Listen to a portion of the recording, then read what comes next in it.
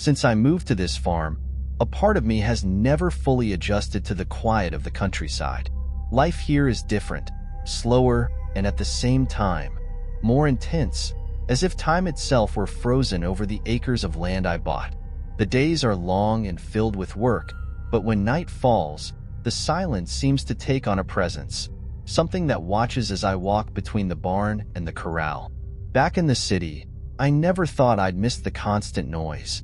Here, the silence can sometimes feel oppressive, especially on moonless nights when everything seems darker and emptier. Still, I tried to convince myself it was all in my head.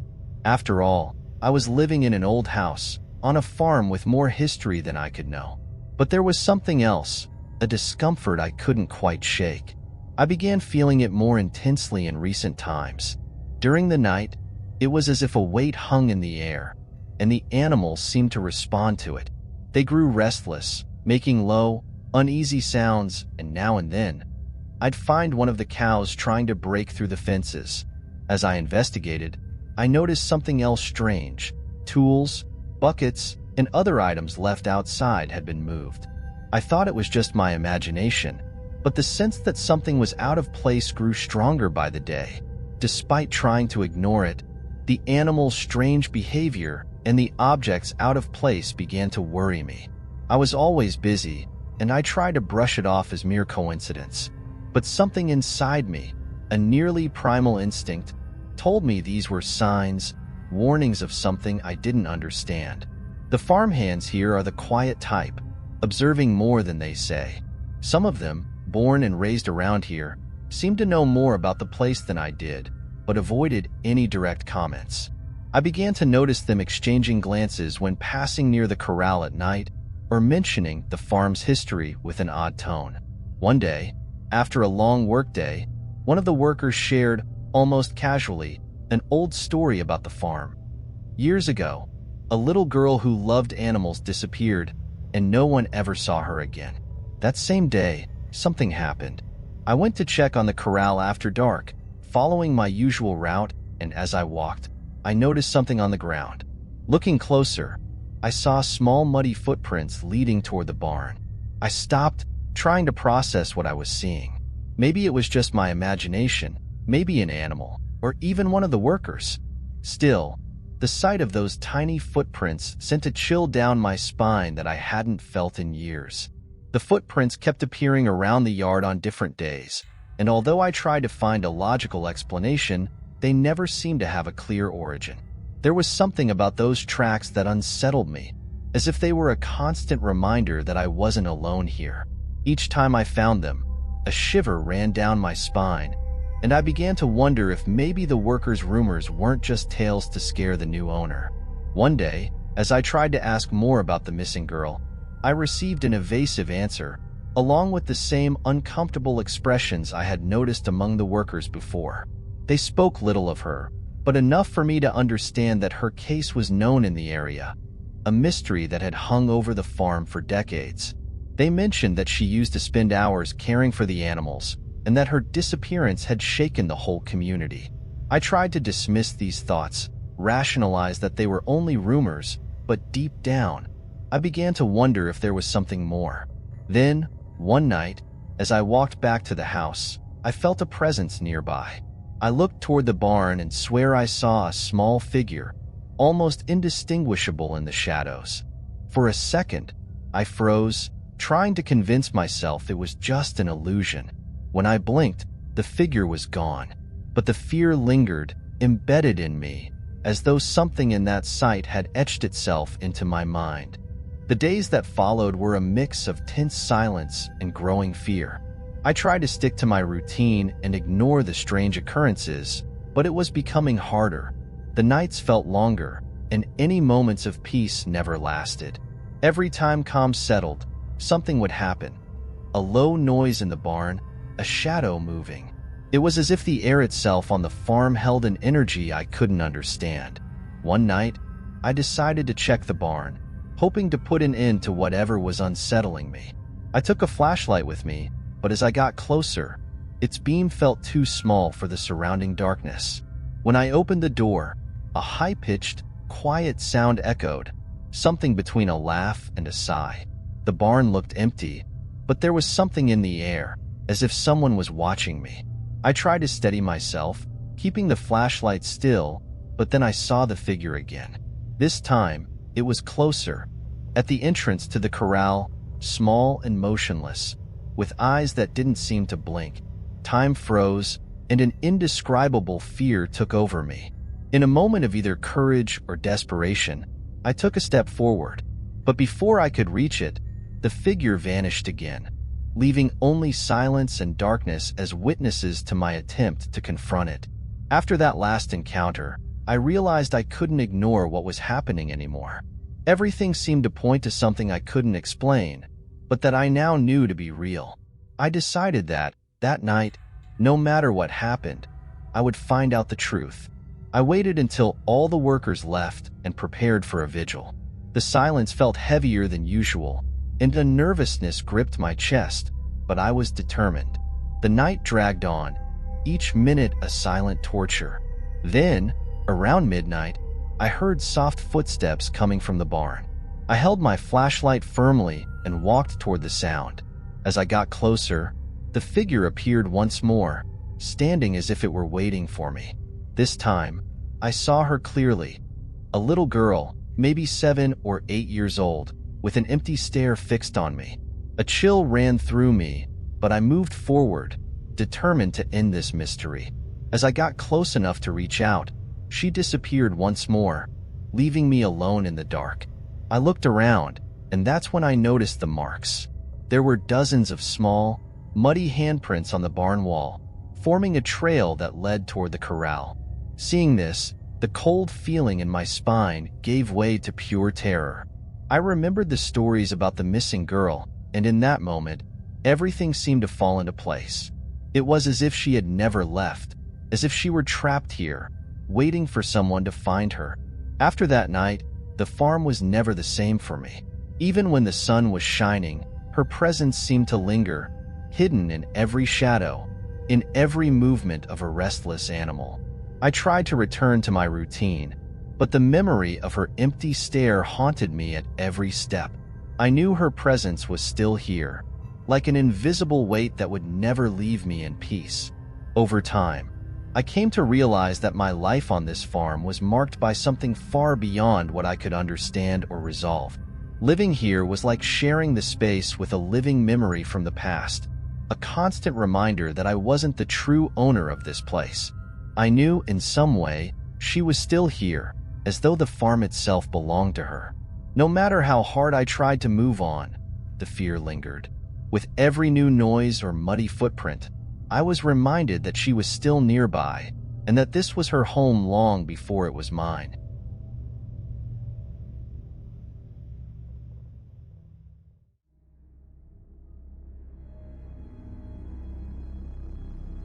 When I inherited my great-uncle's farm, I never imagined how isolated it would be. The first thing I noticed, stepping out of the car into the almost absolute silence, was the vastness of the place. The main house, surrounded by miles of empty fields and a few old barns, seemed to absorb the environment, making everything around it feel almost claustrophobic in its enormity. Even during the day, the air felt heavy and cold, as if the place hadn't been visited in years. The farmhands, who had been hired long ago by my great-uncle, were already waiting for me on the porch, lined up in a slightly uncomfortable row. Their expressions were serious, almost cautious, as if they weren't sure how to react to my presence there. One by one, they briefly introduced themselves before leaving to resume their tasks. Miguel, the oldest among them, seemed to be their leader. He welcomed me, but something about his expression left me feeling unsettled. There was a tension in his eyes, something he seemed to struggle to hide. I entered the house, trying to ignore the strange sensation that followed me. As I opened the windows and let light in, I noticed small details that might have escaped an ordinary glance. The persistent smell of dampness in the air, as if the place was hiding secrets. The basement, located at the end of a narrow hallway, gave off a faint metallic scent, rust mixed with the mildew of the walls. I spent the day trying to get familiar with the house, but that unsettling feeling seemed to grow with every step I took. On the second day, I decided to explore the property a bit more and get to know the staff. Miguel seemed the most approachable, but every conversation we had revealed how evasive he could be. When I asked about the basement or the less used areas of the farm, he simply shook his head, saying they were places no one uses anymore and that it was best if I avoided them. There was an awkward tension in his voice, which only piqued my curiosity further. The other workers kept their distance, exchanging glances whenever I passed by. It was starting to get to me. I wanted to understand what made them all so reserved. The farm seemed to hold a deep, dark history that they refused to share. Once, while I was exploring the barn, I noticed Miguel watching me from afar, his eyes filled with a mixture of apprehension and warning. I knew something was wrong. The way they avoided certain places, the tense expressions whenever the basement or other parts of the house were mentioned, everything seemed to indicate there was more to this farm than they were willing to admit. And despite the growing sense of unease, my curiosity only intensified. On the third night, my curiosity got the better of my discomfort. I grabbed a flashlight and headed toward the basement. The corridor leading down seemed even narrower and darker at night, and that metallic scent I'd noticed before was stronger. As I shined my flashlight around, I saw that most of the walls were covered with shelves filled with rusty tools and dusty boxes. But as I moved some of the boxes aside, I discovered a heavy, nearly hidden iron door in the corner of the basement. The door was partially covered in scratch marks, as if something had tried to force its way in, which only added to the sense of danger. Just as I was about to touch the handle, I heard footsteps behind me. It was Miguel, standing at the entrance to the basement with a look of alarm. "You shouldn't be here," he said, his voice low and firm. "That door, it's best it stays closed." He seemed almost desperate to stop me from opening it. I pretended to agree, but his urgent warning only fueled my curiosity further. I asked him what was behind the door, but he looked away, saying I wouldn't find anything of interest there. I nodded, but his words lingered in my mind. As soon as he left, I decided I would come back to explore that place without interruptions. I had to know what was hiding behind that iron door they all seemed to fear so much. The next night, I waited until I was certain everyone was away before heading down to the basement again. With a flashlight in hand, I opened the iron door, which groaned in a way that made my skin crawl. Beyond it, I found a narrow, dark tunnel, the air thick with the scent of rust and something else I couldn't identify, an oppressive feeling that seemed to close in around me. As I moved deeper, the light from my flashlight revealed disturbing details on the walls. Chains hanging, rusted hooks, and here and there, scratch marks as if someone, or something, had tried to escape. There were traces of dried blood in some spots, now reduced to brownish stains that blended with the stone. My heart raced with every step. At some point, I wondered if I should turn back, but my curiosity and drive to uncover what they were hiding here outweighed my fear. When I finally exited the tunnel, I noticed a fresh trail of blood near the entrance to the basement, something that hadn't been there before. My pulse quickened as I looked around, but the silence was absolute. Whatever was going on here, it was clear that I was too close to finding out. For the first time, I wondered if maybe it was better to just leave. The image of the tunnel and the chains haunted me the next day. I knew I needed answers, and despite Miguel's warnings, I confronted him. He looked hesitant as I approached, his face a rigid mask. When I questioned him about the tunnel and the sinister objects, he sighed, almost as if resigned. "You shouldn't have gone down there," he said, his voice low, avoiding my gaze. "This farm, it's not just an inheritance. It has a history that no one here wants to remember." He continued, speaking about workers who had disappeared without explanation. They vanished, and the only common thread was their connection to the former family who owned this place. His voice trembled slightly, and I realized he wasn't just keeping secrets, he was afraid. Miguel warned me about a presence on the property, a shadow, as he called it, that had never left. Some places have memories, he said, and some, like this one, hold on to more than they should. His confession, though vague, confirmed my suspicions that there was something terribly wrong with the farm. Every dark detail, every anxious look from the workers now seemed to point to the same thing. I shouldn't continue, but our conversation only made me more determined to understand what was hidden here. I knew that the next time I returned to the tunnel, it would be with the intention of finally facing this shadow. That same night, I gathered my courage and returned to the tunnel. This time, I went further, moving forward with a shaky flashlight in hand. Then, I came across something that froze me in place. One of the workers who had disappeared slumped against the wall, his face covered in dried blood. He was muttering incoherently, his eyes fixed on some distant point. "Be evil. It never sleeps," he repeated in a chilling tone. I tried to speak to him, but his responses were scattered, mentioning something about the price to be paid. A chill ran down my spine, and I realized I needed to get out of there as soon as possible. But when I turned toward the exit, I was horrified to see the iron gate had been closed.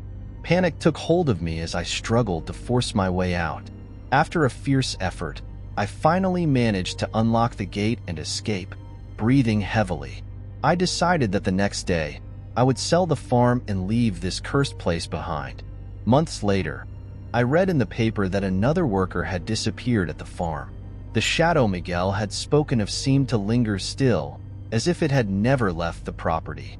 Since then, I carry the memory like a scar, knowing that the evil there will never truly be erased, and with the terrifying certainty that one day, that terror might find me again.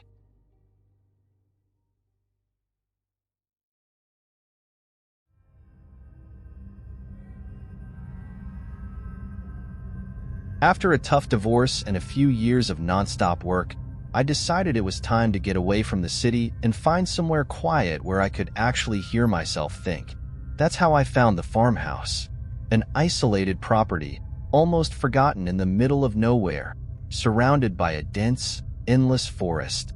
The house had a rustic charm, with weather-worn wood and large windows overlooking an infinite stretch of trees. The first night on the farm was peaceful, almost calming, but as night fell, something started to bother me. There wasn't a sound. No crickets, no frogs. Everything was so silent that the quiet itself felt like a warning. I decided to ignore it and go to bed, but a faint discomfort settled over me, as if the walls of the house carried old memories, a nearly tangible energy that wrapped around me. The next day, I needed to go to the nearest village to get supplies and get a closer look at the place. It wasn't a big village, more like a handful of houses and a general store. The locals were polite but reserved. It was like I was an unwelcome outsider, someone who didn't belong there. Still, one of the older men at the store struck up a conversation. He talked about the weather, the harvest, and just before I left, he said something that left me puzzled. "Avoid the forest on full moon nights," he commented, smiling, but his tone was serious, almost threatening. I laughed, thinking it was just local superstition, and went back to the farmhouse, trying to forget the warning he'd given me.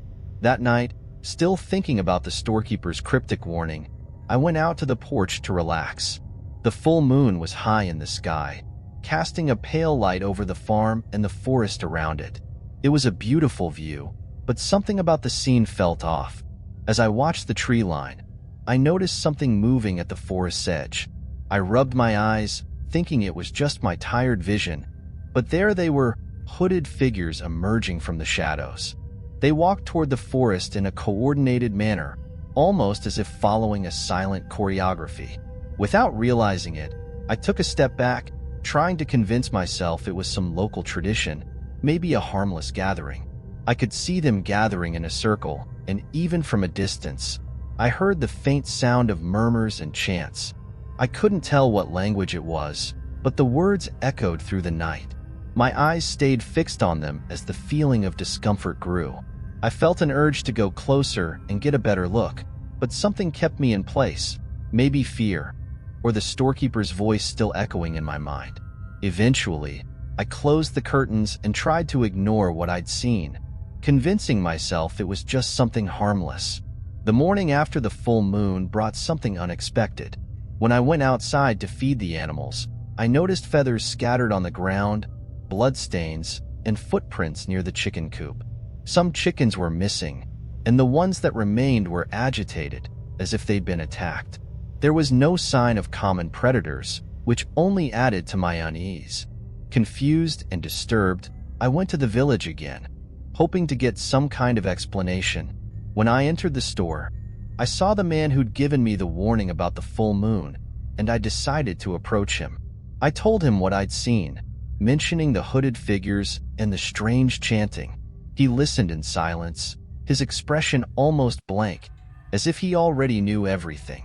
When I finished, he gave a short, enigmatic smile and replied, "You really should stay indoors on those nights," was all he said, in a tone that didn't invite further questions. I looked around and saw other villagers watching me with the same guarded look, as if I'd broken some kind of rule by mentioning what I'd seen. Frustrated and unsure of what to do next, I bought what I needed and returned to the farm. The feeling of isolation began to weigh on me, and even during the day, I felt as though the villagers' eyes were on me, even from afar. With every step I took, I wondered what else these people might be hiding. As the next full moon approached, I'd made up my mind. It was time to leave. During the days leading up to it, I quietly packed my things and planned an escape to avoid raising any suspicions. I waited until nightfall to get in the car and head out without anyone in the village noticing. However, as I reached the dirt road leading out of the farm, I was surprised by a group of hooded figures blocking the way. I recognized some of them. They were the villagers themselves. It was as though they had been waiting for me, and my heart pounded with the realization that they were part of the cult. The same man from the store stood at the front, his expression cold and calculating. "You shouldn't have come here," he said without emotion, as other villagers approached my car, forcing me out. I tried to resist, but there were too many of them. Their hands gripped me tightly, and the last thing I saw was the dark forest in the distance, the shadows of the trees swaying to the sound of the wind. They dragged me down the road to an improvised altar, littered with strange objects and symbols carved into the ground. My heart raced as I realized that my presence there was no accident. I was the next one to be drawn into the ritual. A few days later, a couple of tourists passing through the area stopped to look at the abandoned farmhouse. The property showed clear signs of abandonment. The car left at the entrance with the door open, belongings scattered on the ground, and marks on the dirt road leading into the forest. Curious, the couple walked onto the property, noticing the eerie silence filling the air. It was as if the farmhouse held a dark secret, something that lingered in the atmosphere, sending shivers down their spines. The tourist went to the nearby village, trying to learn more about the place and what might have happened to the man who lived there. But they were met only with vague smiles and indecipherable looks from the villagers.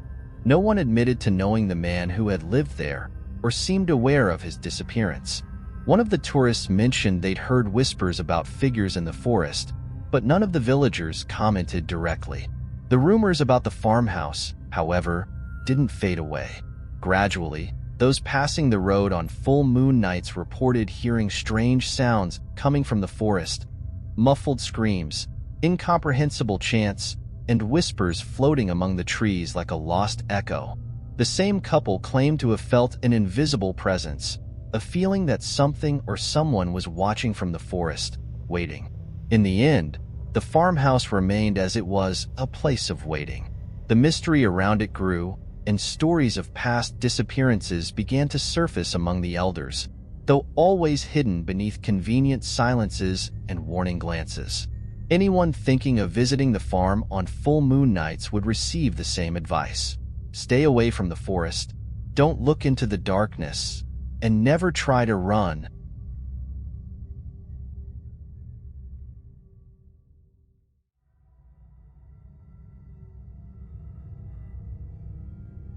That morning had started like any other. I'd gone out early to open the farm's gate and inspect the boundaries of my land before beginning the day's work. The sky was gray, and a thin mist hovered over the road, as if the air itself was hiding a secret. I was never one for superstitions, but there was something about that morning that made me hesitate.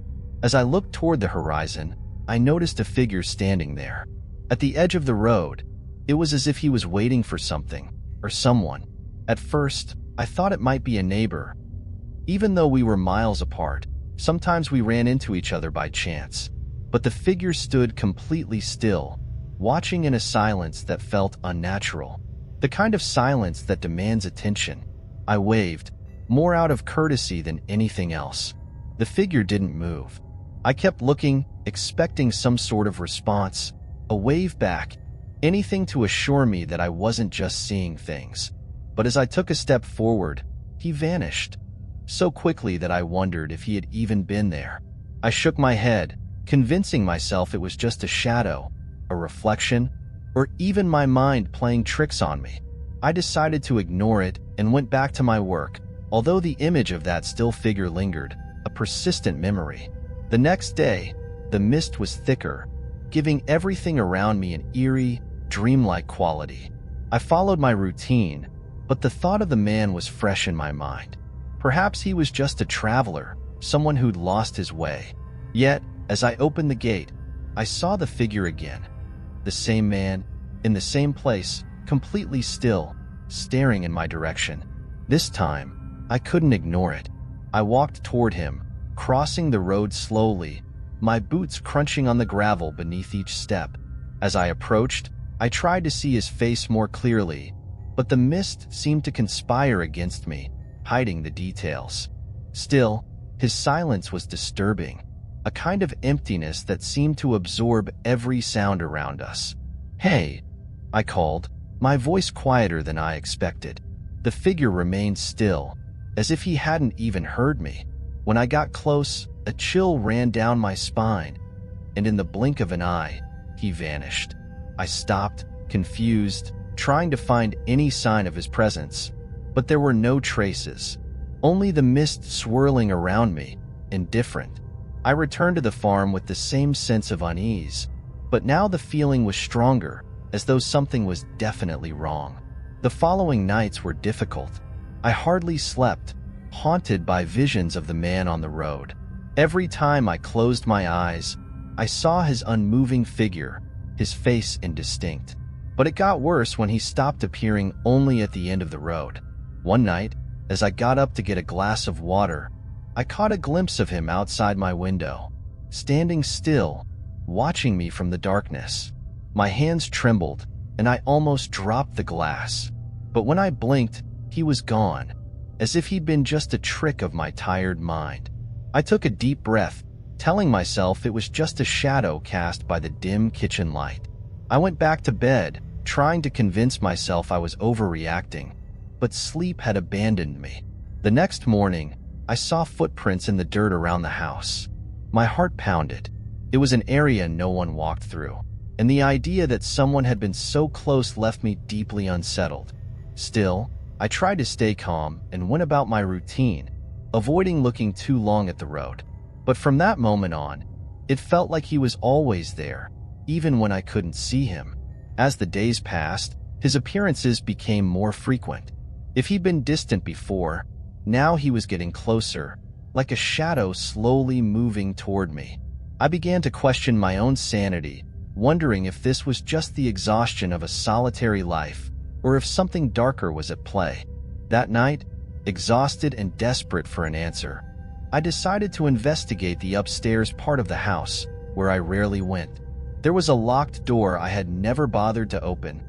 I'd inherited the house from my family, and most things had been left untouched. But with the man's constant appearances, I started to feel like that room held something I needed to understand. I forced the lock, and with a snap, the door gave way. The room was dark and smelled heavily of old wood. I turned on the light and was immediately gripped by a feeling of dread. In the center of the room was an old iron bed, covered in dust, with a wristwatch, a framed photo, and some old clothes laid out on the mattress. As I looked closer, I felt my blood run cold. The man in the photo was the same figure I'd seen on the road every morning. I almost stepped back, but something held me there, frozen by the blank gaze of the man in the picture. It was as if he had come back to reclaim something, a right denied to him by time. I closed my eyes for a second, and a heavy presence seemed to fill the room, making the air thick and suffocating. I needed to get out, but it felt like something wanted me to stay. That oppressive presence in the room seemed to grow stronger with every passing second, trapping me in place. The man's face in the photograph was burned into my mind, watching me, judging me. I felt the air around me grow thick, almost solid, making each breath harder. It was as if the room itself had come alive, an extension of the man's presence. I decided to leave before things got worse. But as I took a step back, I heard a creak. Not from the old wood, but something that sounded like a footstep. My entire body froze. I looked around, searching for the man, and that's when I saw him, or at least his shadow, cast on the wall. He was there, in that small space, moving slowly toward me. My mind struggled to process what I was seeing, but my feet finally moved. I ran out of the room, feeling a cold air following me, a chill that seeped into every part of me. I slipped in the hallway, nearly falling, but caught myself on the wall and rushed down the stairs as fast as I could, feeling that heavy presence still on my back. As I reached the front door, I sensed an invisible hand closing in, as if trying to stop me from leaving. I flung the door open, throwing myself outside, finally free from the oppressive weight of the house. I took a deep breath outside, letting the fresh air fill my lungs, but the relief was short-lived. The figure of the man was still there, somewhere. I knew I wasn't free of him, but for now, at least, I was out of the house. The days that followed were a mix of relief and terror. I tried to keep my routine, but images of that man and the feeling of his presence wouldn't leave me alone. The house felt different now, as if the walls had absorbed the weight of that encounter, and the silence inside was colder, heavier. I found myself constantly looking over my shoulder, expecting to see him in every shadow, every dark corner. I decided that I needed to get rid of the farm. I began asking around, but no one seemed interested. It was as if the land itself was pushing them away. I no longer felt safe here, nor at peace. Every noise, every whisper of the wind made me think he had come back. He wasn't just a presence anymore. He had become part of the place, a shadow I could never dispel. As time went on, I realized that no matter how much I tried to escape, that place was a part of me now, just as I was of it. Perhaps, in some way, the man had been waiting for someone to carry his burden, to bear the weight of his history. And as I tried to rid myself of it all, I understood that I was already bound to that fate.